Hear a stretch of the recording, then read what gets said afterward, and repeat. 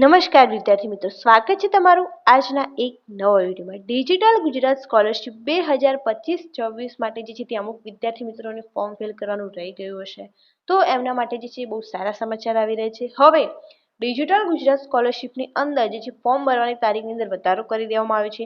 તો કઈ કઈ કેટેગરી માટે આ વધારો કરવામાં આવે છે? મેઇનલી બધી જ કેટેગરી માટે કરવામાં આવી રહ્યો છે, પરંતુ તો પણ આની અંદર બે સ્પેસિફિક કેટેગરી માટે જે છે તે વધારો કરવામાં આવી રહ્યો છે. તો એની ચર્ચા આજના વિડીયોની અંદર કરીશું. તમે લાસ્ટ ડેટ કઈ છે ત્યાં સુધી આ ફોર્મ ફિલ કરી શકશો. તો ચોક્કસપણે જેમને એડિટનું ઓપ્શન આવતું હોય, કઈ ક્વેરીઝ આવી હોય, એ બધા વિદ્યાર્થી મિત્રો જે છે તે આ વિડીયો ચોક્કસથી જુઓ અને એ તારીખ પહેલાં એ ક્વેરીઝ સોલ્વ કરો અને નવું ફોર્મ જેને ભરવાનું બાકી હોય એ પણ એ ફોર્મ ભરી શકે છે. તો હવે શરૂ કરીએ આજનો આ વિડીયો. સૌ પ્રથમ આપણે ડિજિટલ ગુજરાતની જે છે તે વેબસાઇટ પર આવી ગયા છે. ત્યારબાદ તમને અહીંયા નીચે જે છે લાસ્ટની અંદર નોટિસની અંદર બધી ઇન્ફોર્મેશન જે છે લેટેસ્ટ અપડેટની અંદર જોવા મળી જશે કે due to remaining student for academic year 2025-26 filling post matric scholarship form on digital Gujarat portal for SC and OBC students remain reopened from 10th November 2025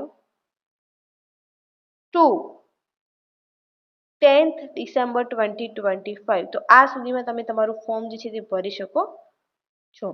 આ લાસ્ટ તારીખ 10/12/2025 છે. ત્યાં સુધીમાં તમારે ફોર્મ ભરી દેવાનું છે. જે વિદ્યાર્થી મિત્રોને રહી ગયું હોય ચોક્કસપણે ધ્યાન રાખે અને આ તારીખ સુધીમાં જે છે તે ફોર્મ ફિલ કરી દે, કેમ કે વિદ્યાર્થી મિત્રોને સ્કોલરશિપ આવવાનું પણ જમા થઈ ગયું છે. તમે તમારું સ્ટેટસ જોઈને પણ એની જાણકારી લઈ શકો છો.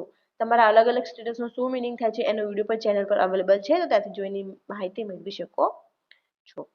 Thank you so much for watching.